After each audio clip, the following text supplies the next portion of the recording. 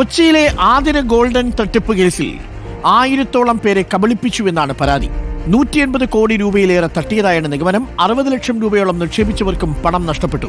ED അന്വേഷണം ആവശ്യപ്പെട്ട് കൂടുതൽ പേർ രംഗത്തെത്തിയിട്ടുണ്ട്. മുഖ്യമന്ത്രിക്കും DGPക്കും പരാതി നൽകാനാണ് തീരുമാനം. ജാമ്യം ലഭിച്ച പ്രതികൾ ഒളിവിൽ പോയെന്നും ആരോപണമുണ്ട്. പ്രതികരണങ്ങളൊന്ന് കേട്ടുവരാം.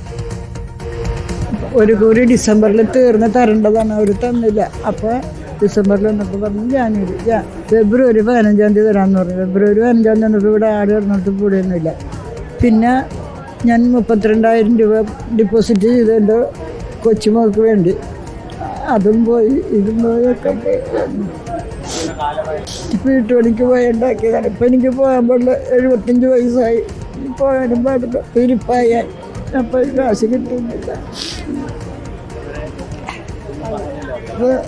എന്ത് പറയുന്ന നമ്മൾ വന്നപ്പോൾ ഇവിടെ ആരുമില്ല, ഇതൊക്കെ അടച്ചു പൂട്ടിയിട്ടേക്കണേ. അവർ പറഞ്ഞ ഡേറ്റിന് വന്നപ്പോൾ ഇവിടെ അടച്ചു പൂട്ടിയിട്ടേക്കണേ. ഞാൻ റിട്ടയർഡായി. ആ പൈസയും മൊത്തം കൊച്ചി വീട്ടിലിരുന്നാണ് ജോലി ചെയ്യണം. ആ പൈസ മൊത്തം അതെല്ലാം കൂടി എൻ്റെ ഒരു 18,12,500 രൂപ ഞാൻ ഇവിടെ കൊണ്ടുവന്ന് ഡെപ്പോസിറ്റ് ഇട്ട്. ഞങ്ങൾക്ക് ഈ 8-ാം മാസം അത് റിലീവ് ചെയ്യേണ്ടതാണ്.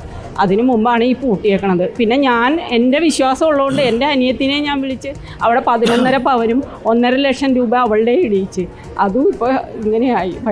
ഭയങ്കര വിഷമത്തിൽ എൻ്റെ മോൻ ഇത് അറിഞ്ഞാൽ അവന് ചെറിയ ടെൻഷൻ വന്നാൽ പോലും കിഡ്സ് വരും. 48 പല പ്രതികരണങ്ങളും വന്നുകൊണ്ടിരിക്കുന്നു. ഒരു വലിയ തട്ടിപ്പ് റാക്കറ്റ് ആയിരുന്നു എന്നാണ് മനസ്സിലാക്കാൻ സാധിക്കുന്നത്. ആതിര ഗോൾഡുമായി ബന്ധപ്പെട്ട് അർജുൻ മട്ടന്നൂർ ചേരുന്നുണ്ട് കൂടുതൽ വിവരങ്ങളും. അർജുൻ മട്ടന്നൂർ, എന്തായിരുന്നു ഈ തട്ടിപ്പിന്റെ ഒരു രീതി? പല തട്ടിപ്പുകൾ നമ്മൾ കണ്ടു. ഏറ്റവും ഒടുവിൽ ഓഫർ തട്ടിപ്പാണ് നമ്മൾ കണ്ടു നിന്നത്. അതിനുശേഷം ഇപ്പോൾ ആതിര ഗോൾഡ് തട്ടിപ്പ്. എങ്ങനെയാണ് ഇവർ വലവീശി പിടിച്ചത്? എങ്ങനെയാണ് അവർ പറഞ്ഞ് ഈ നിക്ഷേപകരെ വിശ്വസിപ്പിച്ചത്? അർജുൻ. അരുൺകുമാർ, കഴിഞ്ഞ 20 വർഷത്തോളമായി എറണാകുളം കേന്ദ്രീകരിച്ച്, കൊച്ചി കേന്ദ്രീകരിച്ച് പ്രവർത്തിക്കുന്ന ഒരു സ്ഥാപനമാണ് ആതിര ഗോൾഡ്. ഈ ആതിര ഗോൾഡിന്റെ സ്വർണ്ണ നിക്ഷേപമാണ് കഴിഞ്ഞ കുറെ കാലമായി തന്നെ ഇവർ ഇത്തരത്തിൽ നിരവധി ആളുകളിൽ നിന്ന് നിക്ഷേപം സ്വീകരിക്കുന്നുണ്ട്. അത്തരത്തിൽ വലിയൊരു വിശ്വാസ്യത നേടിയെടുത്ത ശേഷമാണ് ഇപ്പോൾ ഇത്തരത്തിലൊരു തട്ടിപ്പിലേക്ക് ഇവർ കടന്നിരിക്കുന്നത്. ഇതുമായി ബന്ധപ്പെട്ട് ഏതാണ്ട് 1000-ഓളം പേരെ തട്ടിയിട്ടുണ്ട് എന്നതാണ് പ്രാഥമികമായ നിഗമനം. നിലവിൽ 500-ലധികം പേർ പരാതിയുമായി രംഗത്തെത്തിക്കഴിഞ്ഞു. ആദ്യം വന്ന 4 പരാതിമേൽ തന്നെ ഇതിന്റെ ഉടമകളായ സഹോദരന്മാരായ 4 പേരെ പോലീസ് അറസ്റ്റ് ചെയ്തിരുന്നു. അതായത് വൈപ്പിൻ സ്വദേശികളായ RJ Antony, Joseph, Johnson, Joby എന്നിവരെയാണ് സെൻട്രൽ പോലീസ് അറസ്റ്റ് ചെയ്തത്. അതിനുശേഷം ഇവർക്ക് ജാമ്യം ലഭിക്കുകയും ചെയ്തു. ഇപ്പോൾ ജാമ്യം ലഭിക്കുമ്പോൾ ഇവരുടെ അഭിഭാഷകൻ പറഞ്ഞത് എത്രയും പെട്ടെന്ന് ഈ പണം തിരിച്ചു നൽകി ഈ നിക്ഷേപം തിരിച്ചു നൽകാൻ തങ്ങൾക്ക് സാധിക്കുമെന്നതാണ് പറഞ്ഞത്. പക്ഷേ ഈ ജാമ്യം ലഭിച്ച ശേഷവും ഇവരുടെ ആരെക്കുറിച്ചും ഒരു വിവരവും ലഭിക്കുന്നില്ല എന്നാണ് നിക്ഷേപകർ പറയുന്നത്.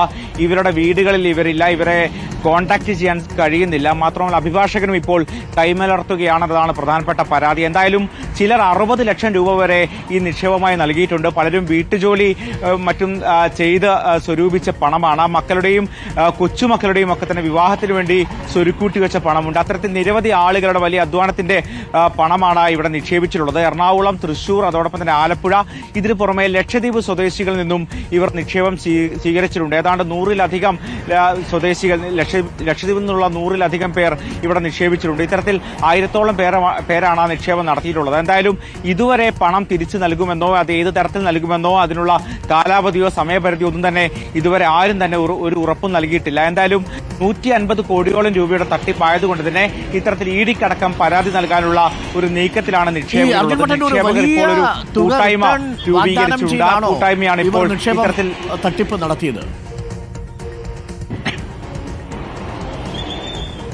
അരുൺകുമാർ, ഇത്തരത്തിൽ സ്വർണ്ണ നിക്ഷേപം അടക്കം ഇവർ ഇത്തരത്തിൽ വാഗ്ദാനം ചെയ്യുന്നുണ്ട്. അത്തരത്തിൽ ഇവർക്ക് ജ്വല്ലറി ഉണ്ട്. അതോടൊപ്പം തന്നെ വസ്ത്രവ്യാപാര മേഖലയിലും ഇവർ നേരത്തെ തന്നെ കളം പിടിച്ചിട്ടുണ്ട്. അത്തരത്തിൽ ഇവിടെയൊക്കെ തന്നെ ആ ഒരു വിശ്വാസ്യത ഉപയോഗിച്ച് പരമാവധി തുക ഇത്തരത്തിൽ സ്വരൂപിക്കുക, അതിലൂടെ തിരിച്ച് വലിയ ലാഭം നൽകുമെന്ന വാഗ്ദാനം കൊണ്ടാണ് ഇവർ ഇത്തരത്തിലുള്ള ഒരു പണം സ്വരൂപിച്ചിട്ടുള്ളത്. മാത്രവുമല്ല ഇത്തരത്തിൽ ഈ ജ്വല്ലറിയിലും മറ്റും നിക്ഷേപിക്കുമ്പോൾ സ്വാഭാവികമായും ഭാവിയിൽ സ്വർണ്ണവില കൂടുമ്പോൾ പോലും ആ പഴയ സ്വർണ്ണവിലയിൽ തന്നെ സ്വർണം വാങ്ങാൻ കഴിയും. അതുകൊണ്ട് തന്നെയാണ് ഇത്തരത്തിൽ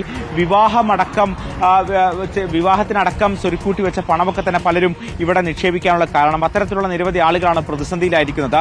പലർക്കും ആശുപത്രി അവസ്ഥകളുണ്ട്, ആശുപത്രിയിൽ പോകേണ്ട സാഹചര്യമുണ്ട്. അവർക്കൊക്കെ തന്നെ പണം തിരിച്ചു കിട്ടേണ്ട ഒരു സാഹചര്യം നിലവിലുണ്ട്. പക്ഷെ ആർക്കും തന്നെ പണം ലഭിച്ചു ലഭിച്ചിട്ടില്ല. അത്തരത്തിൽ നിരവധി വാഗ്ദാനങ്ങൾ. മാത്രമല്ല ഇവർ പ്രധാനമായും കഴിഞ്ഞ 20 വർഷമായി തന്നെ സജീവമായി രംഗത്തുള്ളത് കൊണ്ട് തന്നെ വലിയൊരു വിശ്വാസ്യത ആളുകൾക്കിടയിൽ ഉണ്ടായിരുന്നു. പലരും പരമ്പരാഗതമായി തന്നെ റിപ്പോർട്ട് ചെയ്തതുപോലെ കുറച്ചു കാലം 2 പതിറ്റാണ്ട് വലിയ വിശ്വാസ്യത നേടിയെടുത്തതിന് ശേഷമാണ് ഇങ്ങനെ തട്ടിക്കാനായിട്ട് ഇറങ്ങുന്നത്. തട്ടിപ്പിന് പല രീതികളും പുതിയ രീതികളുമാണ്.